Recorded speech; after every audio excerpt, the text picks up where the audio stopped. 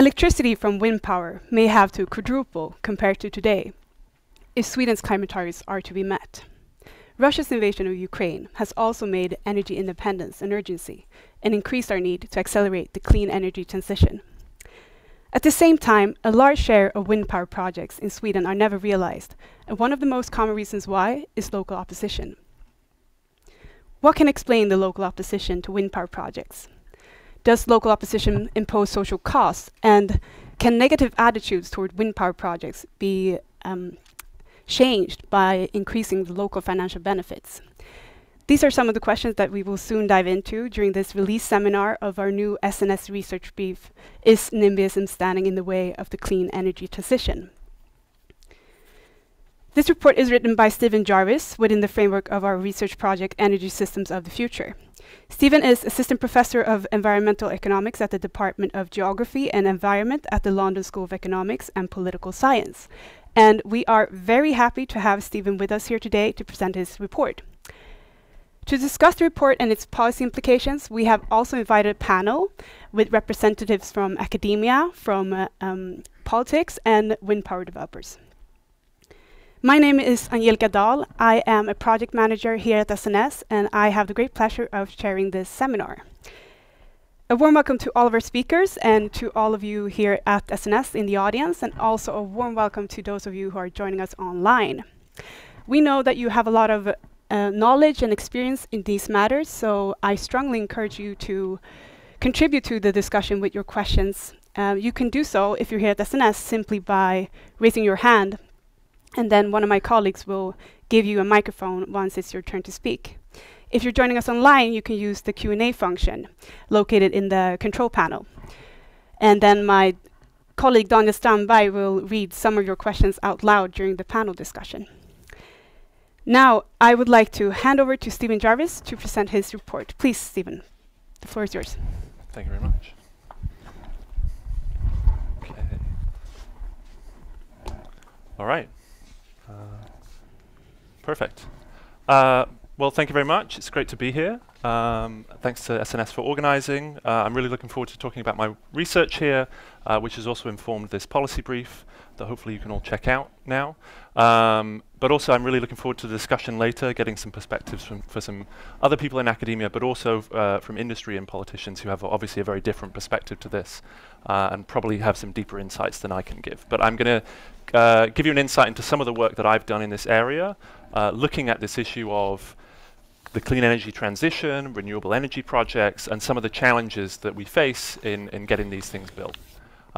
So with that, I'll dive into things. I think I've got about 20 minutes or so, but I'll try and make sure there's plenty of time for questions.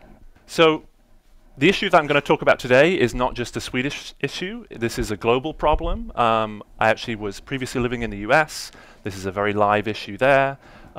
Essentially, you see this broad phenomenon in many places where maybe we need to build some piece of new infrastructure, some kind of new project. Invariably, we need to get some local approval of that project. And so for wind projects in particular, but also many other energy projects, there are often these pretty bitter fights to get these things built. So this is actually an offshore wind project in the US that's been undergoing a really lengthy process to actually get it built, with some wealthy local residents objecting. I was living in California, and even some of the bigger solar projects, which are much more common there, can face this kind of opposition. Maybe it affects the desert tortoise or something like that. There's all kinds of reasons that people can potentially object. I'm actually from the UK, and that's where I'm based at the moment. And there was actually, this is a very live discussion in the UK at the moment. They recently announced a new energy strategy, in part to try and respond to some of the challenging issues in terms of energy prices, but also energy security. And a big part of that strategy that was hoped for was going to be a pivot back towards having more onshore wind. That has not materialized, but there is a sort of renewed focus on things like nuclear power and offshore wind, which has historically been slightly less controversial. And even solar projects, they've tended to avoid many of these problems in the UK, but as they get bigger, some of these particularly large ones can face some of these problems as well. So there's more of these in the pipeline. This is going to potentially become more of an issue over time. And then finally, I would be remiss if I did not include some kind of article that's looking at the Swedish context as well. I understand that it's a pretty live discussion here, so I'm really looking forward to getting people's comments and hearing some questions on this front. Wind power is obviously one of the biggest potential sources of renewable energy in Sweden, and is again running into many of the same problems that all kinds of different countries has faced in terms of actually getting these things built. And so I understand there's some live political discussions going on at the moment. Hopefully some light will be shed on that later. So essentially where I've come to this issue from is thinking about this issue of essentially NIMBYism, or not in my backyard attitudes. I think it's sometimes a sort of pejorative way of referring to these things, but this is a sort of phenomenon that you see in many different contexts, where essentially the sort of local interests of local residents, how they're being weighed against the sort of benefits of doing some broader project. You can end up potentially creating a lot of problems. And this isn't just an issue for renewable energy. In fact, you see it in many different areas around underinvestment in new public transport, rail lines, new motorways, things like that, and even in housing as well. There's been big concerns about local restrictions to building new housing in big cities, for example. But the actual economic costs that this might impose are actually pretty poorly understood. It's quite hard to measure because you can't really see this path not taken. You can't see the things that didn't get built. So it's quite hard to come up with some counterfactual view of the world of what if we had gone ahead with these things. So it's often quite hard to measure that, but I'm going to try and fill that in a bit here in the context of renewable energy. And renewable energy is a really interesting one to focus on because there is a clean energy transition that governments all over the world have committed to making happen. But to do that is going to require a pretty rapid rollout of many different pieces of infrastructure, a big one being new wind and solar farms. So it was mentioned in the introduction that there might be a sort of 4 times global, 4-fold increase going out to 2050. That could be even sort of 8-fold if we're going to meet some sort of net zero targets. That's a lot of new turbines, a lot of new solar panels, and they've got to go somewhere. So this has also been, I think, in the news a lot more because there's these heightened concerns around energy security and not being so reliant on things like imported fossil fuels. So I think that brings another element into this debate and really some urgency to trying to solve some of these problems. So my research, and this is primarily based on one research paper of mine, but I'm going to talk a bit more broadly today and not get into too many of the details, essentially tried to tackle these 3 questions. So first, what are these local impacts that these projects have? How can we quantify them? Are they large? Are they small? Some way of measuring what these economic impacts might be. And then the sort of second step of this was taking that information, can we build that through into an analysis of how well the planning process is doing in terms of deciding which projects get built and which ones don't? Is it weighing those local impacts in a sort of fair way against all the other national societal benefits that we might expect from these projects? Or is maybe too much attention being played to certain things? So that's the second piece. And then the final bit that I want to finish on, because I think that will speak to some of the discussion later, is what are some of the policy solutions that might potentially improve the process. So I'll deal with each of these in turn, give you a bit of a flavor of this, and then wrap things up at the end. I'm not the only person working on this, and in the policy brief, if you have a look at it, there's a range of different research in this area, essentially trying to answer these questions, looking at the impacts of the local impacts of wind and solar projects. This is primarily done through looking at impacts on property values. But there are a range of different ways that you could think about trying to capture those effects.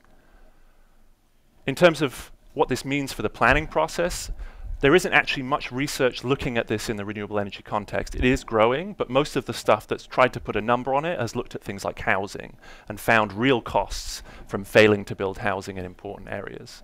But I'm going to try and look at that in a more renewable energy context. And then finally, what are some of the policy solutions that might improve this? Some of them are being debated right now, but there is a broad literature on local acceptance of renewable energy, surveying people about their attitudes, how could we maybe get you on board with having one of these things in your area, and also the role for things like financial incentives as well. So I'll finish with that at the end.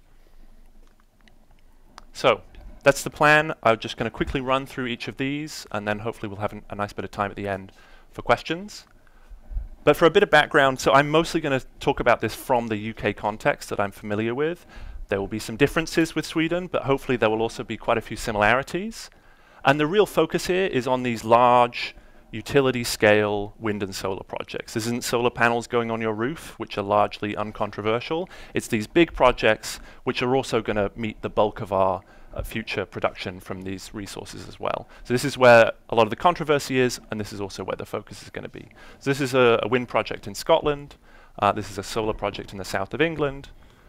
And what I'm going to do in this analysis is essentially the UK maintains a database of all the planning applications that were submitted for renewable energy projects going back all the way to the 1990s. And the great thing this gives you is it shows you the ones that got built, but it also shows you the ones that didn't, the ones that failed. So you can have some sense of this path not taken. And so what I've got here is the solar projects on the left. They tend to be in the south of the country where it's slightly sunnier. And then on the right, we have the wind projects. They tend to be further north. They tend to be larger. And then in green and red, so in green, you can see the projects that were actually approved. They got planning permission. And in red are the ones that were denied planning permission. And hopefully you can already see that there's more red on the right-hand side. Wind projects tend to have a tougher time. This shows you the same thing over time, and you can just sort of see there's a real ramping up of this over time. The wind projects have tended to be around a lot longer than the solar projects. But just to give you a few more summary statistics about this, the key thing that I want you to take away from this is how much tougher the process is for wind projects. So there's a roughly even split of the projects. Most of the capacity is coming from wind. But if you look at the sort of length of time it takes to get a planning decision, and I think even compared to other standards, this is relatively short. This is only one part of the development process. But you can already see that it takes about 3 to 4 times longer to get an approval decision for if you're a wind project.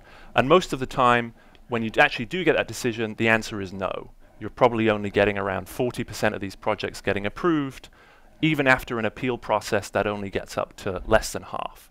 Whereas solar projects, almost 80% of these are going to get over the line. So there's a real difference in terms of the way the planning process treats these two kinds of project. The final thing I'll mention is why. What are some of the reasons for this? So here's just taken from a couple of decision letters. What are some of the key reasons that get flagged up? And overwhelmingly, it's these visual impacts on the landscape, at least in the UK context. This is what they mention. There's a little bit on noise, some stuff on wildlife, but primarily it's the visual impact. So that gives you a bit of a sense of the context. I'll just run through each of these questions now. Again, mostly speaking to the UK setting, but I think there's some common lessons for Sweden as well. So the first is, what are these local impacts? And the main way that this has been quantified in the past has been by looking at changes in property values. This is called a sort of hedonic analysis. Essentially, you can think of property values, it's not just about the property values, it's what they represent. They capture some willingness to pay for having a nice view in your area, for having an area that's sort of not got these large industrial structures in it. And you can see through changes in property values, you can get some sense of how much people value that, how much they're willing to pay to potentially avoid having one of these things in their area. And so there's a range of studies that have looked at this, including some of my own work looking at the UK. And you do find that properties very close to wind projects, they can see a reduction in their property values once a project comes online. This primarily seems to be coming from impacts on the view. It's mostly a visual disamenity, it seems. But these effects are real. I think it's important not to completely dismiss these concerns of local residents. I think if you put one of these things right in my backyard, I might have something to say about it. But nonetheless, I think a key thing to keep in mind is how large are these actually in aggregate compared to all the other factors we want to take into account. Solar projects, they don't seem to have these clear effects, although that might be different in other contexts. I think a key thing to keep in mind, though, is these aren't all the local impacts. It's not just about property values. There are potentially some other factors that could be at play, things like the impact on the local economy. Obviously, local landowners might really benefit from one of these things, and then also impacts on things like wildlife and habitats that are actually quite hard to value in this kind of way. But primarily, at least in the UK context, it seems like these property value effects, these impacts on a visual landscape, do capture a lot of the concerns that local residents are raising. So what does this mean? What does this mean for the planning process? How does this affect the decisions that actually get made? So to do this, I essentially wanted to go through a sort of valuation exercise to try and understand, of all those projects in the database, what are all the costs and benefits associated with them? All the kind of things that the government and a project developer might think about incorporating when deciding whether to build it or not.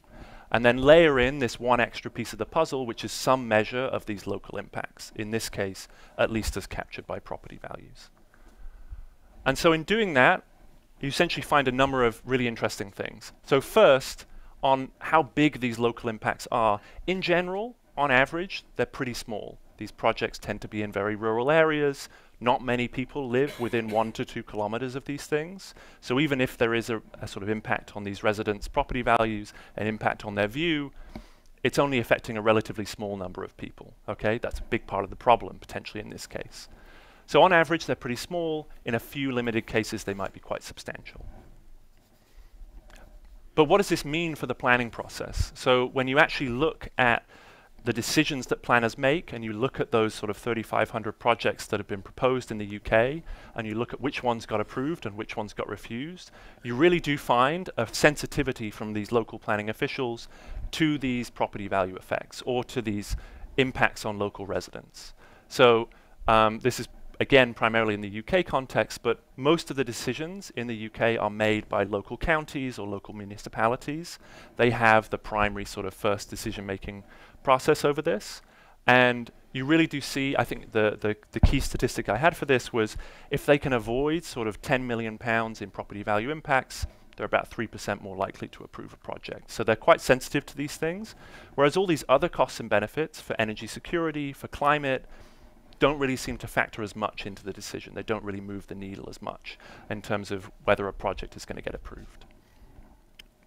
So the final thing that this then potentially brings me to is what this means at some aggregate scale. If all of these counties are potentially making decisions that might make a ton of sense for them, it makes a ton of sense for maybe their local residents to potentially refuse one of these projects. But in aggregate, that can create some pretty challenging situations for the country or society as a whole.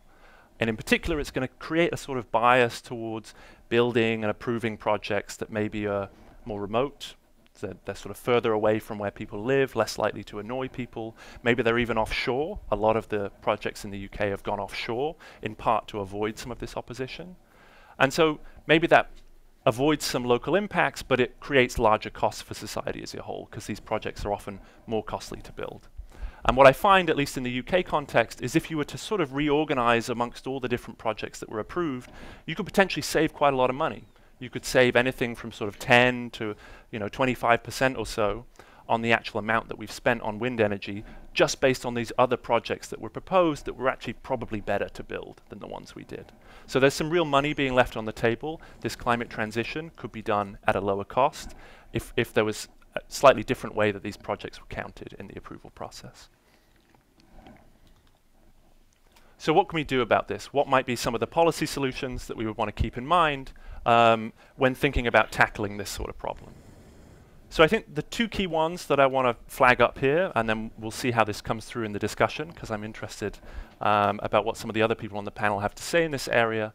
So I think the first one is just thinking about making reforms, or thinking about, is the planning process really working in the way that we want it to work? And this is a problem in the UK, but I think it also holds in the Swedish context as well. So at the moment, the UK, it's a very locally driven process. A lot of decision-making power is with local authorities. And in fact, in the UK, there's some really draconian sort of resistance to onshore wind power that means even an individual local resident can actually appeal a project and stop it in its tracks. And so, unsurprisingly, having a very locally driven process is not very well suited. It's going to solve local problems really well, but maybe it's not going to solve national or global problems quite as well. And this is both about this sort of local versus national trade-off in who's benefiting from these things, but it's also even just about coordination. There is a real failure of potential regional coordination here, where it might make a lot more sense to put a bunch of projects in a certain area, but there's real resistance in a certain area having to take on board such a large responsibility. So finding ways to tackle that can be a key part of thinking through some reforms to the planning rules. The final other one that I'll mention here before I wrap up is this other piece of the puzzle. So I think simply just taking control away from local municipalities, a real challenge that you run into is people not feeling heard, people feeling like they've been cut out of the process, that they're being run roughshod over by national interests. And at some point, those trade-offs always have to be made. We do this all the time with airports, where to put a new rail line, where to build a road. We often trade off these interests of local residents against national goals. But there's always a challenge here, and maybe one way to sort of soften that or improve that trade-off and make it not quite so stark for local residents is finding ways to increase the benefits that they might see from these projects. I think often you hear of local residents feeling like there's some big corporate outsider coming in, they're getting all the benefits, and all I have to put up with is having this thing in my local area. So there are a range of schemes that have been tried in many different countries to try and transfer more of the benefits of these projects to local residents. There's a range of ways to achieve this. This could be through local taxes, could be a discount on customers' energy bills, and often you see things like community grants helping to build a local school. There's a range of different things that you could imagine. And there is some positive evidence that these things can have a positive effect. Looking at Germany, for example, there's an interesting study showing that once you bring in greater local tax revenues, this can actually offset some measures of local opposition. But it's not a silver bullet. I don't think financial payouts is going to solve the whole problem. There are many non-financial reasons that people object to these things. And so community engagement is clearly another really important part of this too. So with that, I'll just wrap things up. As I mentioned, these local impacts, they're real, but in aggregate, maybe not quite so large. And in many cases, there are projects that would be really beneficial to go ahead, but that have maybe been abandoned on the back of some of these local costs. This has potentially large costs when you think about climate mitigation as a whole and tackling issues like energy security. Primarily having a very local-driven process can lead to these sort of suboptimal outcomes for society as a whole. And there are a range of different policy solutions you could keep in mind in this area, from planning reforms to having more ways of having local residents share in the benefits of these projects. But I think there's a lot of work ongoing to think about exactly how best to structure some of these things. It's a very live issue at the moment, but I think there are some promising solutions in this area. So that's everything I had for today. I'll wrap things up there. And I think we have a few questions, and then I'll get to hand over. Okay? All right. Thank you so much, Stephen, for this presentation. This is of course very comprehensive work. Still, I would like to ask, is there anything that you would have liked to study further, or anything that you weren't able to fit into your analysis? Yeah, so I mean, I think it comes to some of the stuff at the end on these policy solutions and thinking about these financial benefits. I've got a follow-on piece of work that's actually trying to dig into whether these things work, like to what extent do they really get local residents on board. So this would be more focusing on Scotland, where there's actually some really good data on all the sort of local community benefits funds that these developers set up, the ways that they've engaged with the local community. And so a key thing that I'm hoping to do as a follow-on piece of work is to try and dig into that a little bit and see what some of the best practices, which ones really got local residents on board. Was it just about payouts, or was it actually them taking some stake in the ownership of the project? I think there's a range of different ways this can be done, and so that's a key thing I'm hoping to look at more. Sounds very interesting. As you mentioned, here in Sweden, this is a very hot topic, the whole topic about how to tackle local opposition to wind power. And the government is planning to reform the municipal veto. Today, though, we found out that there might be some problems with that. And they also recently appointed a commission of inquiry to take a closer look at how we could increase the local financial benefits for those who live nearby wind projects. So you mentioned this a little bit, but could you tell us a bit more about how the debate is in the UK compared to Swedish one? What would be like? What are similarities and what are differences?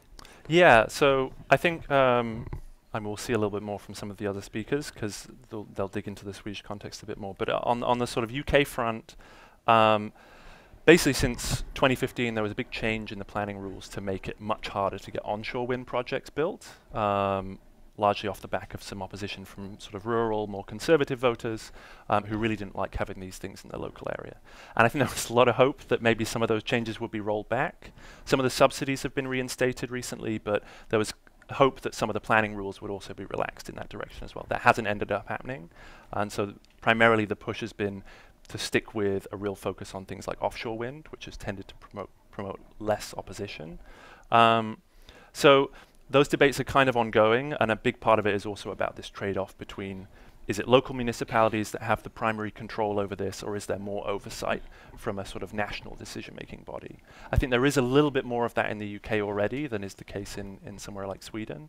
But even the level that we have at the moment is still meaning that a lot of these projects don't go ahead. Okay. Do we have any questions to Stephen from the audience? We do. Please wait until you get a microphone. And if I may ask you, can you state your name and also your organization? Absolutely. My name is Karen Marie Sandgren. I'm with the Nordic Energy Connection. Thank you for a very interesting summary of your study. Very interesting. I was wondering, could we possibly learn something from the past? You mentioned that people don't seem to be moved very much about the overall narrative about the green transition and energy security of supply and so forth. But once upon a time, people were very taken aback by, the establishment of roads or even train tracks and that sort of thing. So can we learn something from the past in terms of just accepting that the development of society requires something from all of us and that we all have sacrifices to make? Is there anything that we can expect in terms of just getting on board with the change of our societies and thereby also accepting these sort of changes around us? For instance, back in the day, what did they do when they were establishing roads and power lines in the countryside? Yeah, I think it's a great question, and often when I think about this, I often think of more something like the US context. I think often when a lot of the infrastructure that you're talking about was established, this was not just a couple of years ago, this is many decades ago.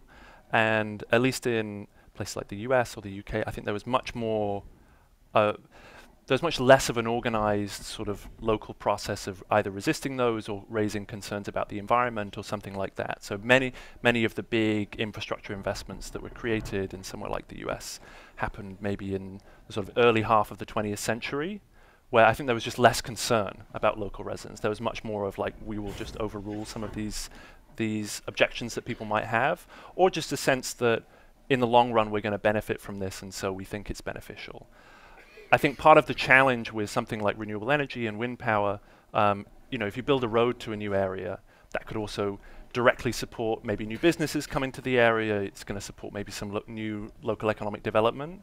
One of the challenges with something like a wind farm is that often it's not really supporting a huge amount of local employment, as far as I've understood in a lot of the literature.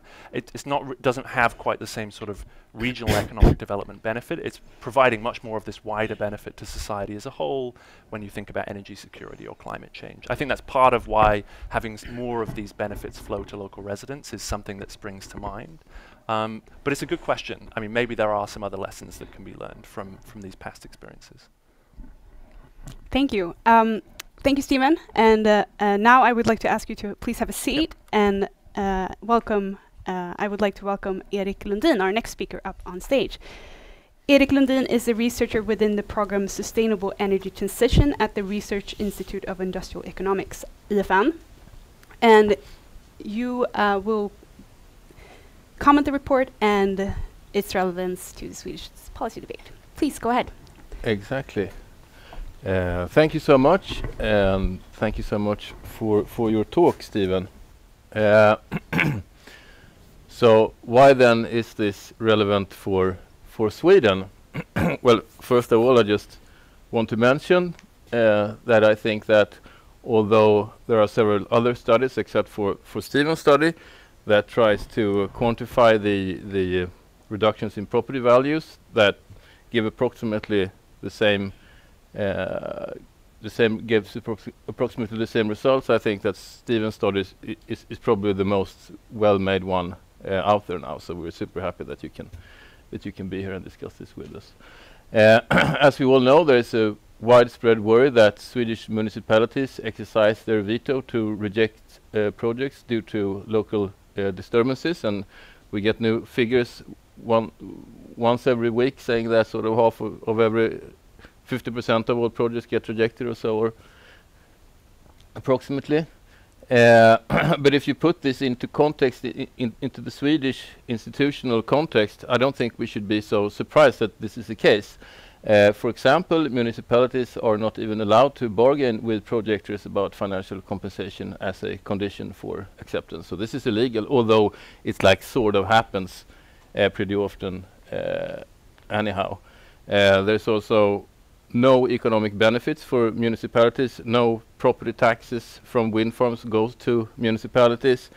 There are several academic studies that points to negligible economic benefits, for example, job creation following wind power establishments as well.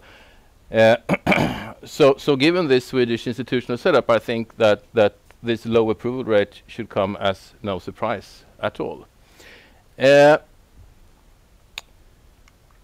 So then, what is the state of Swedish policy at the moment? So first of all, we have now out a proposition from the government to introduce a 9-month time limit from the day of application to exercise the municipal veto. And as you all know, this is of course a restriction on the municipal veto right, because as it is right now, they can reject or approve in the first stage, and then they can change their minds more or less at any point in the process. So this is a clear restriction of the municipal veto right. There's also a recently initiated government report on introducing financial compensation for municipalities conditional on acceptance. So a natural question then that I, as a researcher, would ask is that, well, if the problem is that there are no ways, there's no way to compensate municipalities at the moment, or at least it's very hard, why wouldn't you just try to start by introducing some financial incentives through some institutionalized framework, and then evaluate that, see how that works, and then possibly afterwards impose some restrictions on the veto. Because of course there is we would like the municipalities to be able to decide these things on their own. So that's sort of the general policy comment that I have. And then I did something that at least I think is really fun in terms of data.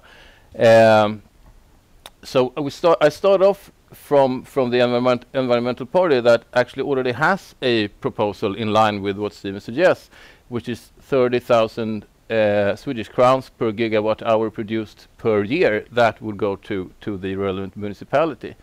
And to sort of extrapolate Steven's results, I simply take his results as they are. I assume that property value reductions will be between 3 to 5%, depending on the distance from a wind farm. You didn't see this in the presentation, but it's in there in the paper. I make some assumptions about the initial value of properties around wind farms, and I locate houses around each wind farm, each application for a wind farm in Sweden, using a super cool data set from Vindbrukskollen, which has the exact coordinates of every wind power application in Sweden. I make some further assumptions and put this in. This is just to sort of visualize, a bit similar to what Steven just did. We have green ones are the approved projects, and the red ones are the rejected ones, and then I sort of zoom in on every project and count the number of houses in there. And voila, we run this through the computer, and what do we get? We get that the mean total, and of course, disclaimer is that this is very, very preliminary results that I did explicitly for this presentation. So this is not a research project in that sense. So take me for that. But we get that the mean total property value reduction per project is about 1.2 million Swedish crowns, which implies that for about 80% of all approved projects, the same figure is 70% for the not approved projects. The total property reduction is actually less than 1 year of this proposed compensation from the environmental party. If you want to throw on some further assumptions about electricity prices, you can equivalently say that this corresponds to an average about 4% of revenues only during the first year of operation for approved, and 6% for not approved projects. So it appears that, at least in terms of property values, if this proposal from the environmental party would gain more political support, it would be fairly easy to at least compensate nearby residents for this local cost. So then again, just to reiterate what I said in the beginning, it appears that at least this local negative externality is fairly easy to sort of fix. So why would you introduce restrictions on the veto before you have this proper financial compensation scheme in place? So that's what I had to say about this right now. Thank you for your comment. So from your perspective, what type of financial compensation scheme would be best to try first, and who would you target, households or municipalities? I would choose, well, I think that the, I mean, not mentioning like the exact level of what the compensation would be, I mean, I don't know that, but I think that something in the line of what the environmental party proposes is good, that it should be, the compensation should be connected to the value of the project. So gigawatt hours, a compensation per gigawatt hour, I think is a perfect way to go. Then of course, I think given that the municipalities are already now like fairly small decision-making communities, it'd be sort of nice democratically if we were able to give this compensation to the municipalities and that they were able to voluntarily sort of, or that they were able to allocate this money in a just and fair way, so that they would, of course, on first hand compensate the local, the nearby residents, and then, of course, at least according to this computation that I did right now, they will have a lot of money left to do other things as well. So I think it would be preferable if you could give the money to the municipalities and that they would, but that they would actually understand that they should allocate it to the neighbor residents as well. Yeah. Okay, I see. Well, now it is time for me to ask Stephen to come back up on stage and also welcome our other speakers, Maria Röske, Emmyly Bönfors, and Anders Frimert. And Maria Röske, here with us today at SNS. Maria is CEO of BayWa RE. I hope I'm pronouncing that right. Yes. In the Nordics. BayWa RE is a leading global renewable energy developer operating in 29 countries. And on the screen behind Erik, we have, and also digitally, sorry Erik, we have Emmyly Bönfors, who is joining us digitally, of course, is a member of the City Council for the Centre Party and chair of the Commission for Environment and Climate in the city of Gothenburg. We also have Anders Frimert, who is a member of Parliament for the Social Democratic Party and deputy member of the Committee on Industry and Trade. And a warm welcome to all of you. And thank you. Before I start asking you some questions, I'm going to go ahead and remind the audience that we would love to hear from you. So please let us know if you have any questions. Emmyly, Anders, and Maria, you heard Stephen talk about his study that was conducted in the UK, and you heard Erik talk about some initial results from Sweden. What's your impression about the situation in Sweden? How do you think property values are affected here? And how great might the social cost due to local opposition and misallocation be? Who would like to start? Maria, go ahead. Yeah, I could start. Well, it's a really interesting report, definitely. And there is also another report which came just recently from Finland. Have you looked at it? No, it's really new. It came now in March. So, there I think it's quite similar, Finland and Sweden, to where we build wind power. In areas where there's not so much population and where they've seen now during the years people moving out of these villages. So it's quite easy to compare Finland and Sweden in this way. And this study, which is really good, from what I can see and what I've heard so far, people looking at it, it's really clear on that there is not an effect of wind power in these areas. So it's more, the prices of the property is more affected by other things, and in particular if people are tending to move in or out of these villages.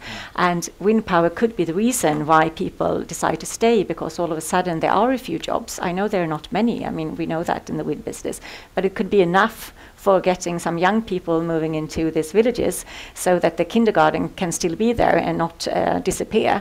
And that's the reason why the property prices stay, or they even go up if people don't move. So I don't think we should take for granted that it's a fact in Sweden that the property prices go down when there's wind power. It could very well be the opposite or neutral. So I just want to state that to start with.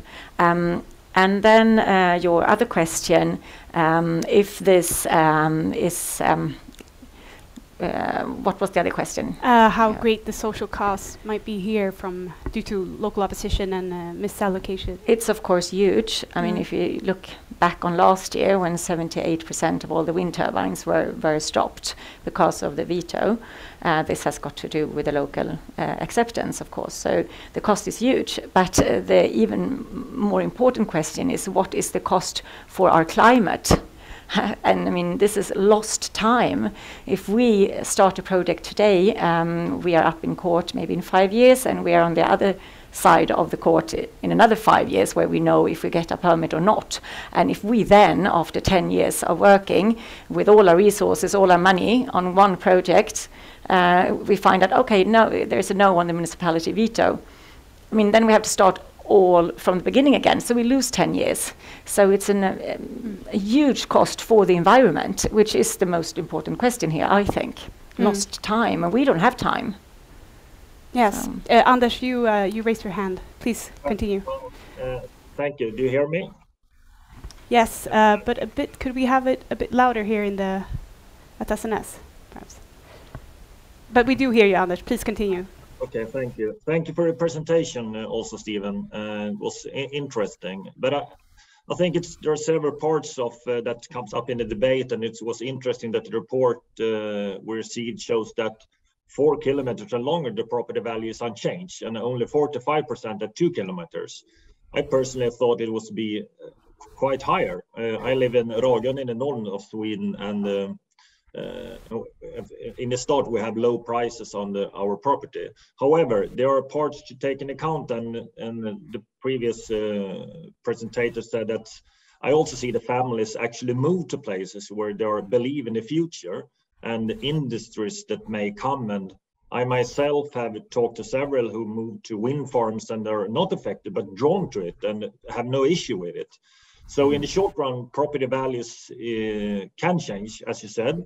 But do anyone knows how the effect is in the long run? I haven't seen a study of it, but maybe someone knows, or we see the north of Sweden also exploding because of the renewable energy, and it's quite important that the locals also see the benefit from it. So I don't know if you know anything about the study in the long run. Thank you. Stephen, you signaled. Yeah. No, it's a great point and a really interesting question. I've also seen some studies where you see that the people who move out maybe didn't like these things, but the people who move in really did. So you could think of any effect that you do find as just being on average. How does that shake out across all the people? I think it's important not to get too fixated on property values. I think this is the thing that economists can measure, and it's one way that they go about quantifying some of these things, like visual, how much do people value the view, for example. This is one way of getting at it, but this definitely is not the whole part of the puzzle, and it's always quite a challenging thing to look at. Speaking to that, some of the challenges of looking at it, your question about the long-term impacts is a really interesting one, and there haven't been any studies that have been able to show or look at how does this change over time? Do people get used to having these things in their area? Does it just become a more normal feature of the landscape? My gut feeling is it almost certainly does, but to date there haven't been any studies that have been able to show that. I think some of the statistics around it is just quite hard to look at, but I think there's a good sense. I kind of have a similar gut sense about maybe there is this adjustment over time of people getting used to these things, but so far it's quite hard to study. Emmyly. Yes, I have not much to add, but I think there's generally no statistically significantly support that the wind turbines have a negative effect on property here in Sweden, as far as we know. But there are ongoing studies And I think that's an interesting issue to follow up on further. And as Stephen said, maybe there are other things that than property value that makes these questions more difficult, but I think we're going to talk about that later on here. Yes, actually, that was. Sorry, Anders, go ahead. Yeah. No, it's okay. You can go. No, yeah, that was going to be my next question, actually. Like, if the nature of local opposition, I would like to ask, what do you think is the main cause of local opposition? Is it just property values? You mentioned this a bit before, but is it property values, visual intrusion, noise, or might there be other aspects here involved as well? Yeah, I mean, I think it is a whole range of things, and when you look at survey evidence, a number of different things come up about what people actually say about the reasons they might oppose something. And I think even if the property values, they are an indication of something. So even the visual effects, I think people have a strong view of, should these things be in this beautiful, pristine national landscape, that I really like it just the way it is. I think there's a range of different reasons it can come up. The visual one seems to be a key one in the UK, less so something like the noise. But often some of the strongest opposition can come from things like environmental groups, not just for wind projects, but also for solar projects in the US, for example. Some of the biggest roadblocks are actually primarily related to concerns about certain species, and it's a really hard thing to navigate. I'm sure it is for the developers to navigate, but I think also for policymakers as well. They're having to make these trade-offs between these different things. Clearly we care about the environment, both in terms of trying to preserve certain species, but also in terms of dealing with huge issues like climate change. And so I think that's a key area for debate, is how those trade-offs are made, and maybe how more of those government departments talk to each other about how those trade-offs are made. Yes, Maria, and then Emmyly. I would say 20 years of experience with having hearings and being out all over Sweden and talking to people and listening to people who are worried and who are against wind power. After 20 years, I come to the conclusion that the biggest problem for these people is, first of all, that they don't really understand why we need to build wind power at all. So what's the reason? Why do we need more electricity? I mean, this has been a big topic over the years. We don't need it. We have enough. So if that's your starting point, that we don't need it, why should you be for it? So I think that's a big thing that we have to work with, to get people to understand now why we need this build out. And then secondly, a lot of resistance is based on fake news, misunderstandings, terrible things written in newspapers about how people are affected. They can't sleep, they get terrible headaches, the water gets polluted. There's a risk that the wind power developers after 30 years will not have enough money to take it down, so it will be huge skeletons standing in the landscapes afterwards. I mean, of course you're against it then. It doesn't matter if we come and say, hey, guess what, I'll give you some money or whatever. They're like, first of all, we don't need wind power. Secondly, it will destroy our health. So why would you be positive? So we have to start there. And when we are done with that, then we can start talking maybe about kinds of compensation. But I don't think it's the money which is the issue for people. At least my experience, which is really long, 20 years, I have never seen somebody turn because of money. This is not where the problem is. So that's my experience. Emmyly, you wanted to comment as well. Yeah, I agree with much of what Maria said, because I think we need a more fact-based debate on this matter, and the responsibility for that debate is shared between us as politicians, but also companies and residents. And I think what will be required in terms of increasing the wind power is for the big industries themselves to demand local fossil-free energy. But I also think that we need a new civic movement, similar to the one that existed in the 80s when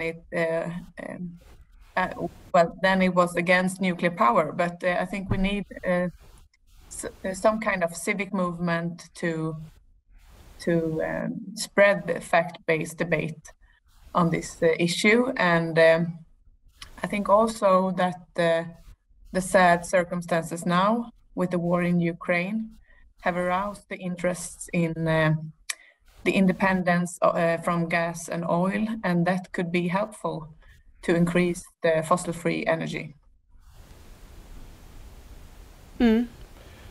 Stephen, you talk about two sets of policy solutions. One is about reforming local political control, and the other is about revenue sharing. And I thought that we could start talking a little bit about reforming local political control.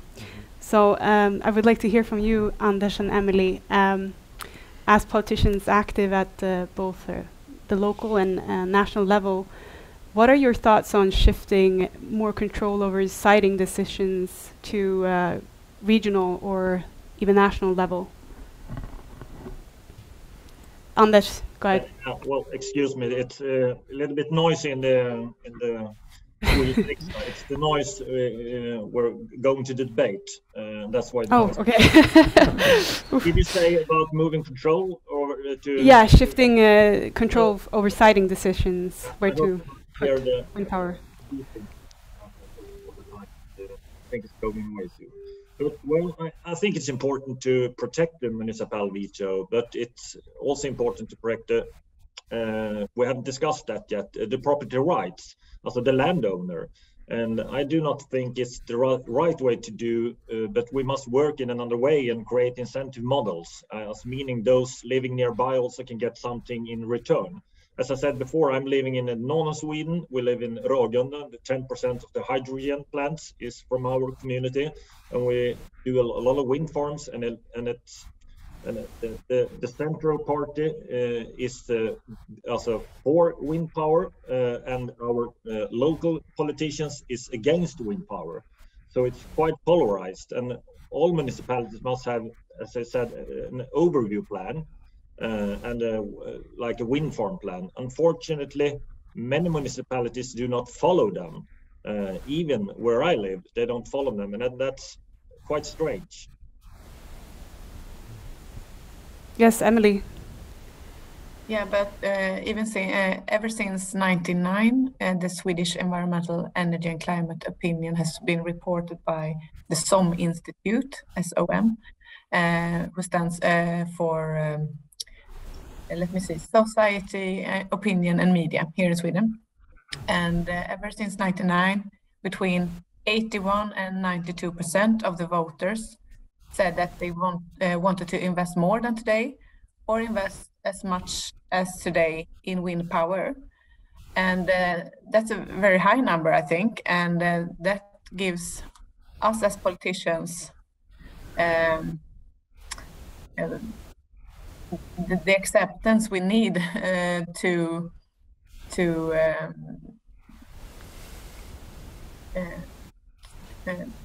kind of increase the wind power, but we need the arguments and we need that fact-based debate that I was talking about earlier.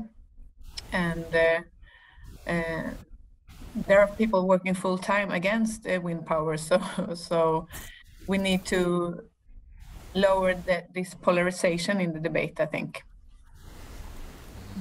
Yeah, Anders, you wanted to add something. Yeah, we have a polarized debate even in the Swedish chamber about wind power against nuclear power, and I think we need both. We're not against it, but it has been too polarized. As you said before, it was in I think in Kävlinge kommun, they photoshopped the wind power plants right at that beach, and it just I think it's quite wrong the politicians do that. But I think the politicians also and the business leaders locally should discuss this together of what we can do about making one plus one becomes three. We have seen in Ånge, in the northern Sweden also, they've taken advantage of just becoming a green hub with hydrogen factory, and the chairman of the municipality also with the opposition taking lead of it. and they have 3 priorities, and we have to come back to that. Also, there are jobs, jobs, and jobs they see. And if you see it from that point of view, it's different on which municipality and local politicians who is leading. And some see the future in some way and take advantage of it, and others don't. Thank you. Thank you. So let's talk a little bit about economic compensation, because one way to tackle local opposition, as Stephen mentioned in his report, is to make wind power more profitable for those who live nearby. And there are various ways this could be done. Stephen, you mentioned direct payments, using taxation, and also local ownership. Mm-hmm. So I sort of asked Erik this before, but I would like to ask this to all of you now. If you were to design an ideal policy for economic compensation, what would it look like, and who would be the main targets of such a compensation? Stephen, you can start. Yeah, I mean, it's a great question, and as I mentioned, it's something I'm hoping to do a bit more work on, particularly looking at Scotland to find out like what works in this context. And I think it's a really important point that Maria was raising about sort of information, and people might just oppose these things kind of irrespective of any compensation that you might be willing to give them. That's a reality that isn't just necessarily going to magically change.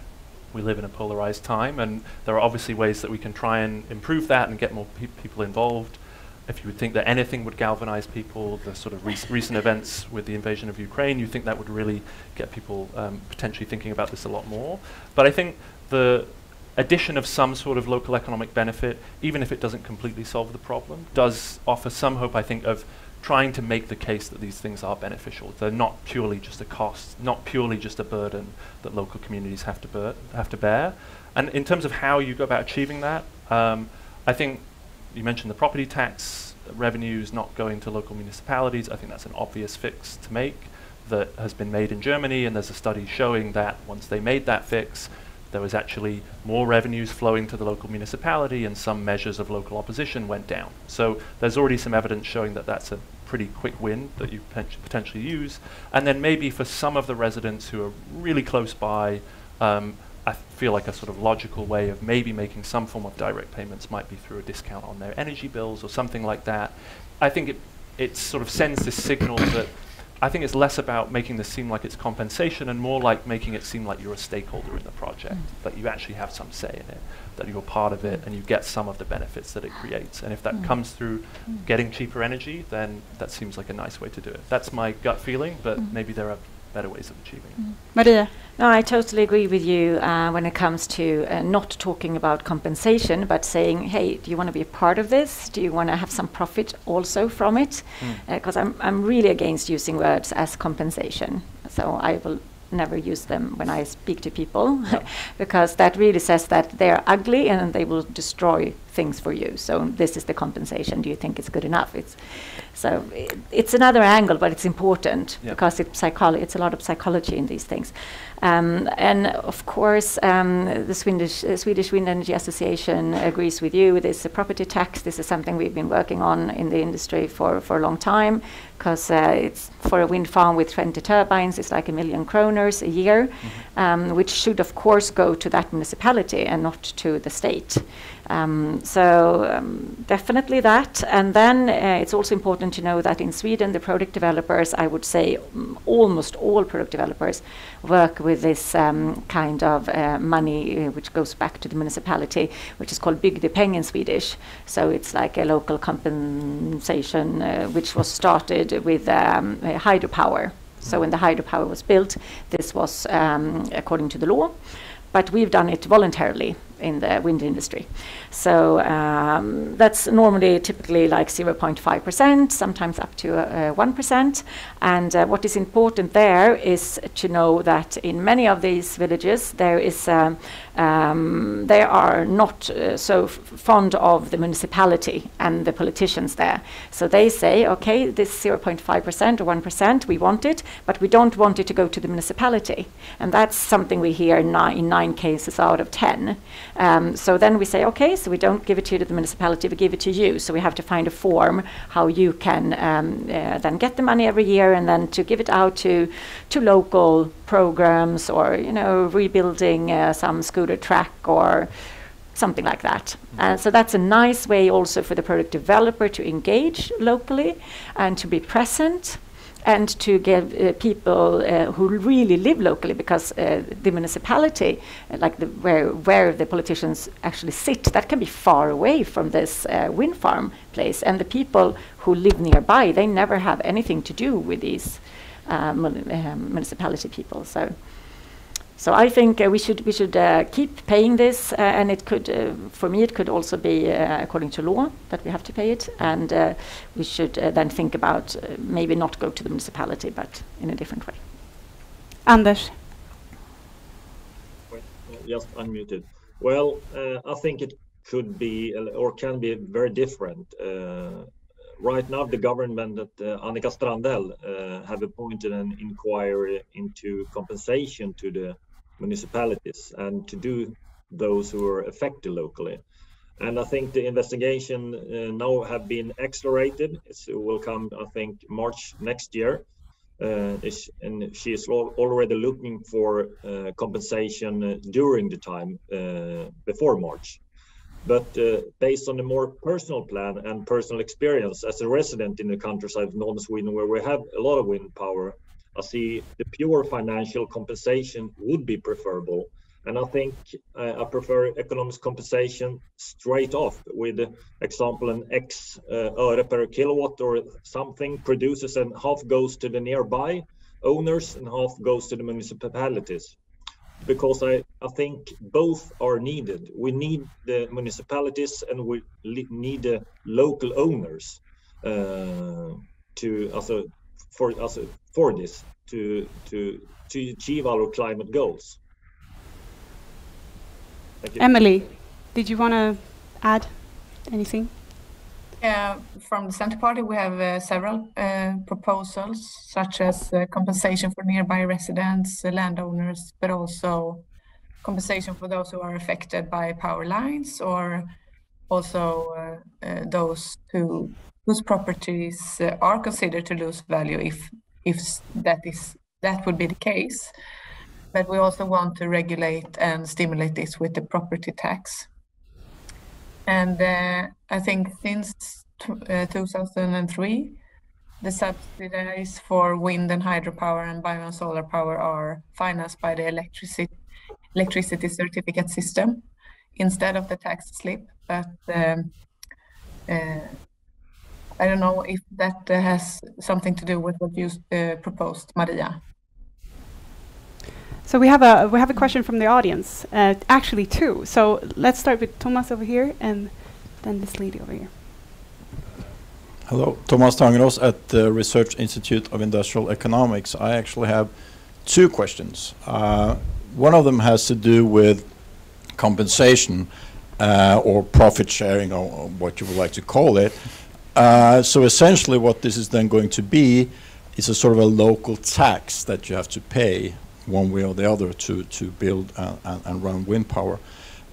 So what this is going to do is it's going to drive up the cost of this wind power and going to increase prices in Sweden.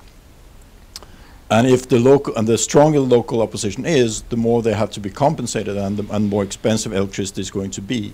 So that's the supply side.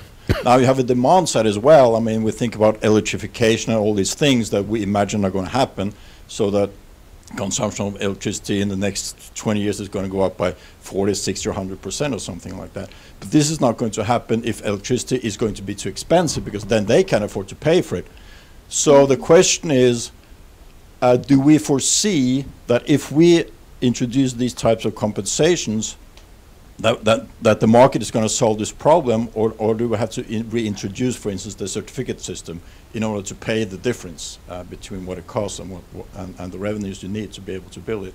So that's one question. Do we think, from a political point of view, or as a developer, do you think that we're going to have to reintroduce a certificate system if we go in the direction of more compensation? That's one question. The other question is, since we started building wind power in 2003, a lot of this wind power is now becoming like 20 or close to 25 years or close to 20 years old, and some of it has to be replaced within 5 or 10 years.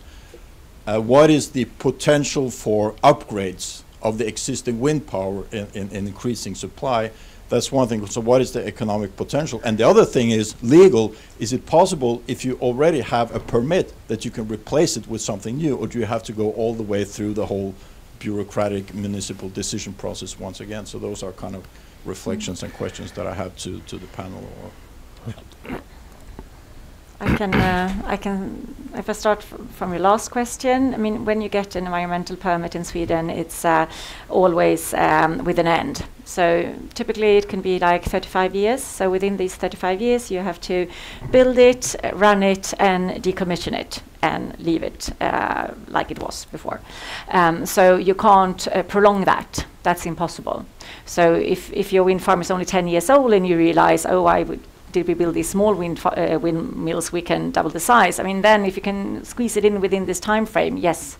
But then you normally need a height raise and all these things. So it's complicated. So it's not that easy that you can just replace it. But there's a huge potential for, of course, replacing the turbines that we have. But it will demand new permits. So we hope that maybe in the future it will the time will tell that it's easier to get a new permit on an existing site, because we know we have the evidence. How did it work? How did it affect the eagles or whatever? So, but time will tell if it's the same long processes all over again or not. Erik, go ahead. Yes, thank you. Yeah, I wanted to comment on this thing that Thomas said, that this sort of tax or compensation would increase the cost of wind power.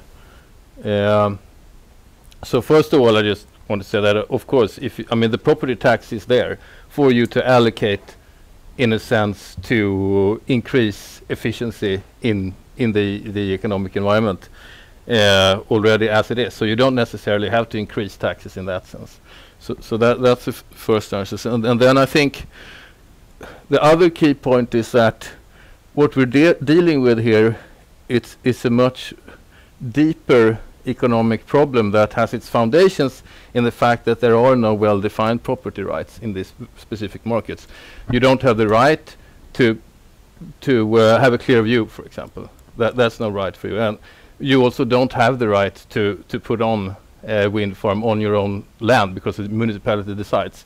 So this is a very deep economic problem that, for the market to solve that spontaneously, you need an incredible amount of efficient bargaining between different actors, political actors in society. And the way the Swedish institution, the Swedish framework is right now, you're not even allowed to bargain. Municipalities are not even allowed to bargain with projectors about this. So first of all, you have not well-defined property rights. Then you have huge frictions from not being able to bargain.